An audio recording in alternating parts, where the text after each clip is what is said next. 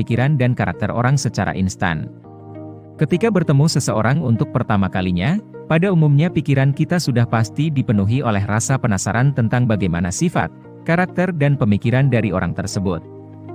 Karena alasan itulah, penting bagi kita untuk mengetahui bagaimana cara manusia berkomunikasi.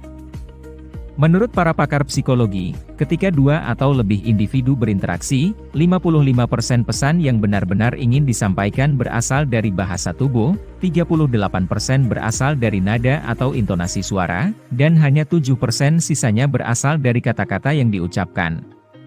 Itu berarti, ketika kita bertemu seseorang untuk pertama kalinya, kita harus mempertimbangkan ketiga faktor yang sudah disebutkan tadi, selain memperhatikan penampilan. Jadi, jika kamu ingin mengetahui apa yang dipikirkan oleh orang lain ketika pertama kali bertemu, perhatikan petunjuk-petunjuk berikut ini. Nomor 1. Kontak mata. Ada pepatah yang mengatakan bahwa mata adalah jendela hati. Untuk mengetahui jenis kontak mata mana yang diberikan, kamu harus bisa mempertimbangkan konteksnya. Misalnya, jika seseorang benar-benar tidak bisa mengalihkan pandangannya darimu, maka itu bisa berarti bahwa dia tertarik atau suka kepadamu. Di sisi lain, ketika kamu bertatapan mata dengan sesamamu dan kemudian dia tidak bisa melihatmu kembali, maka itu bisa menandakan bahwa dirinya merasa gugup atau menyembunyikan sesuatu. Lalu, kalau kamu berbicara dengan individu yang tatapan matanya membuatmu merasa tidak nyaman, terutama jika matanya tidak berkedip, itu bisa menandakan bahwa dia berbohong. Nomor 2. Alis mata. Bila kamu ingin melihat seberapa nyaman orang lain ketika berbicara denganmu, maka lihatlah alis matanya. Ada 3 emosi utama yang membuat alis manusia terangkat, yaitu terkejut, khawatir dan rasa takut. Cobalah untuk mengangkat alis matamu ketika sedang mengobrol santai dengan teman terdekat. Pasti akan sulit, bukan? Nah, jika kamu berbicara dengan seseorang dan dia mengangkat alisnya padahal topik pembicaraan kalian tidak menyebabkan rasa terkejut, khawatir atau takut, berarti individu tersebut merasa tidak nyaman. Nomor 3. Senyuman. Dalam hal tersenyum, mulut dan bibir bisa berbohong, tetapi tidak dengan mata. Harus diketahui bahwa senyum yang benar-benar tulus adalah senyum yang sampai ke mata dan menciptakan kerutan di sekitarnya. Manusia sering tersenyum untuk menyembunyikan apa yang sebenarnya mereka pikirkan dan rasakan.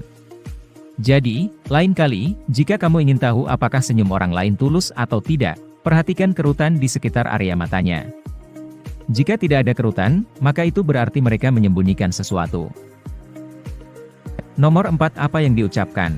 Kalau kamu bertemu seseorang untuk pertama kalinya dan dia terus-menerus membicarakan hal-hal positif seperti memuji pasangan atau rekan kerjanya, maka kemungkinan besar individu tersebut memiliki kepribadian yang cukup baik. Penelitian menunjukkan bahwa semakin sering seseorang menilai positif sesamanya sebagai pribadi yang baik, sopan, penuh kasih dan santun, maka kemungkinan besar dia juga memiliki sifat-sifat tersebut dan begitu juga sebaliknya. Jika sering membicarakan hal-hal buruk, maka orang itu cenderung juga mempunyai karakter yang sama. Nomor 5. Parabahasa. Parabahasa adalah sebuah bentuk komunikasi nonverbal seperti gerakan tangan, ekspresi wajah, postur tubuh, dan gelengan kepala. Pada dasarnya, parabahasa merupakan sebuah cara yang bagus untuk mengetahui pikiran lawan bicara kita dengan memerhatikan seluruh aspeknya. Misalnya, jika seseorang menggunakan nada monoton untuk merespon perkataanmu, maka kemungkinan besar dia tidak suka atau tidak tertarik dengan kata-kata yang kamu lontarkan. Lalu, kalau ada yang menggunakan sarkasme, itu menandakan bahwa apa yang sebenarnya ingin dikatakan berkebalikan dengan apa yang diucapkannya. Jadi, perhatikanlah penekanan yang diberikan lawan bicaramu ketika bertutur kata dan lihat bagaimana cara pelafalannya. Ini dapat memberikanmu petunjuk tentang apa niat mereka yang sesungguhnya. Nomor 6. Lirikan menyamping. Ketika kamu bertemu seseorang, jika dia benar-benar antusias ingin menemuimu, maka ingatlah bahwa tubuhnya pasti akan menghadap ke arahmu dan dia juga akan melakukan kontak mata. Di sisi lain, kalau bertemu dengan individu yang langsung melirik ke samping saat berjumpa denganmu, maka itu adalah bahasa tubuh yang menunjukkan bahwa mereka ingin pergi. Nomor 7. Frekuensi mengangguk. Pada umumnya, mengangguk merupakan tanda untuk menyetujui sesuatu.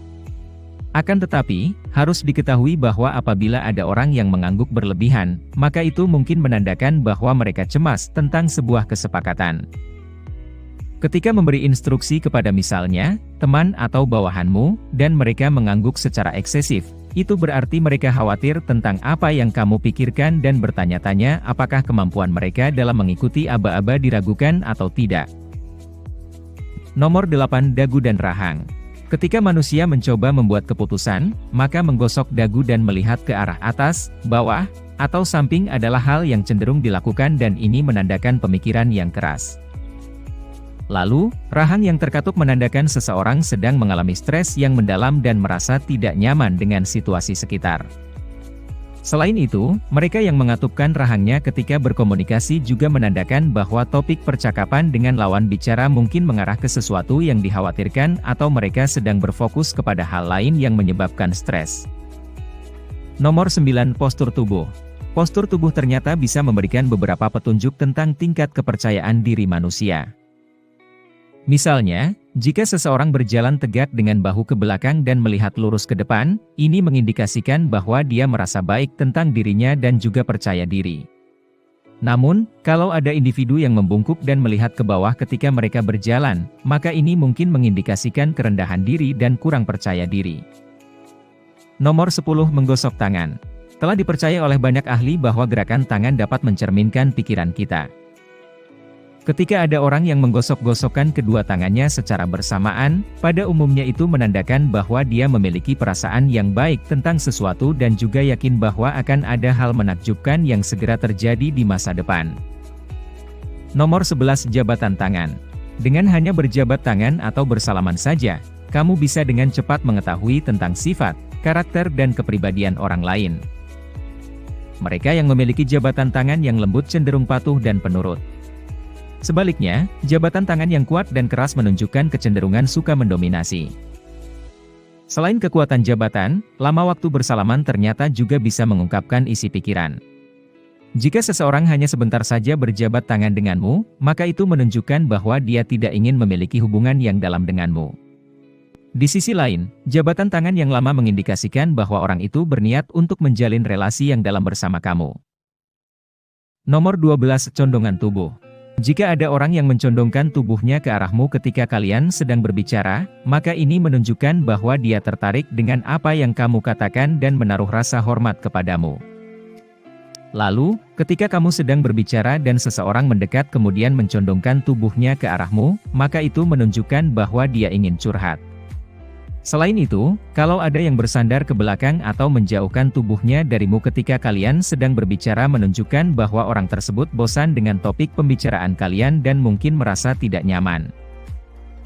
Nomor 13. Cara memegang bayi.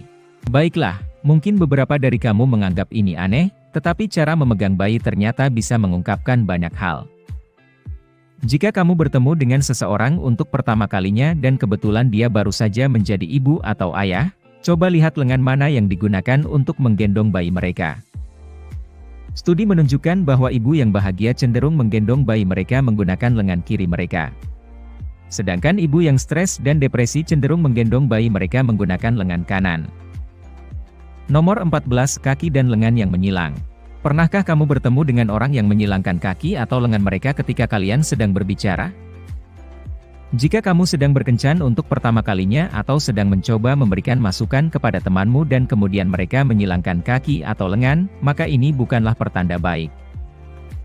Lengan dan kaki yang disilangkan adalah penghalang fisik yang menunjukkan bahwa seseorang tidak terbuka dan kurang suka terhadap apa yang kamu katakan. Secara psikologis, menyilangkan kaki atau lengan menandakan adanya sesuatu yang menghalang, baik secara fisik, mental dan emosional. Maka dari itu, meskipun orang-orang tersenyum dan terlibat dalam percakapan yang menyenangkan, bukan berarti mereka selalu terbuka dan setuju dengan semua yang dikatakan jika lengan dan kakinya tersilang. Pada hal yang sama, arah kaki juga biasa mengungkapkan banyak hal. Jika ada yang menyukaimu, maka kedua kakinya akan mengarah kepadamu ketika kalian sedang berbicara. Lalu, kalau seseorang ingin pergi, maka dia akan mengarahkan kakinya ke arah pintu ketika kamu sedang berkomunikasi dengannya. Nomor 15. Sepatu seseorang. Sepatu ternyata dapat memberikanmu banyak informasi tentang karakter dan kepribadian manusia. Hasil penelitian menunjukkan bahwa tipe dan jenis sepatu yang dipilih dapat secara akurat mencerminkan personalitas seseorang. Misalnya, orang yang mudah gugup cenderung memiliki sepatu yang selalu baru atau sepatu yang selalu bersih. Lalu, individu yang ramah cenderung suka memakai sepatu yang praktis. Dan kemudian, mereka yang agresif cenderung menyukai sepatu boots. Nomor 16, penampilan seseorang. Bagaimana orang-orang berpakaian dan menampilkan diri dapat mengungkapkan banyak hal tentang mereka.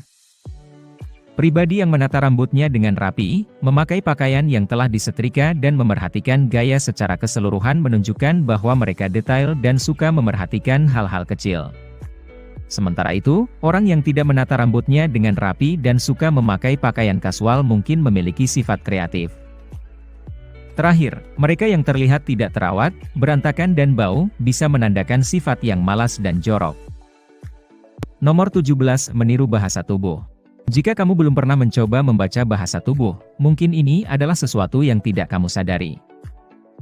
Ingatlah, di masa depan nanti, kalau ada seseorang yang meniru bahasa tubuhmu, ini berarti dia merasakan sesuatu yang sangat baik darimu sehingga ingin menyelaraskan dirinya dengan kamu. Ini juga menandakan bahwa pembicaraan berjalan dengan baik dan pihak lain menerima pesanmu dengan baik. Aksi meniru bahasa tubuh dilakukan secara tidak sadar, karena pada dasarnya tidak ada manusia yang dengan sengaja ingin meniru orang lain. Tetapi, ketika kita merasa nyaman dengan seseorang, maka kita memiliki kecenderungan untuk meniru apa yang dilakukannya. Beberapa dari kita ada yang cukup lihai dalam membaca tanda dan bahasa tubuh orang lain sementara beberapa dari kita ada yang tidak bisa melakukannya. Membaca pikiran dan perilaku orang lain tidaklah mudah. Akan tetapi, jika kamu bisa melakukannya, maka ini pastinya akan sangat membantu kamu. Tentu saja, setiap individu itu berbeda satu dengan yang lainnya, sehingga mungkin beberapa trik psikologi di atas tidak bisa akurat 100%. Meski begitu, mudah-mudahan dengan 17 trik psikologi yang telah kami bagikan, kamu bisa menjadi lebih baik dalam membaca pikiran dan karakter orang lain. Apa pendapat dan pemikiranmu tentang video ini? Ketika kamu bertemu seseorang untuk pertama kalinya, apa hal pertama yang biasanya kamu perhatikan tentang orang tersebut? Bagikan pemikiran kamu di kolom komentar di bawah video ini. Jika kamu menikmati video ini, tekan tombol suka dan bagikan dengan teman-temanmu agar kami dapat terus membuat video seperti ini. Untuk lebih banyak video seperti ini, tekan tombol subscribe dan ingat untuk mengaktifkan tombol pemberitahuan postingan. Pastikan juga untuk menonton video kami yang lainnya. Terima kasih telah menonton.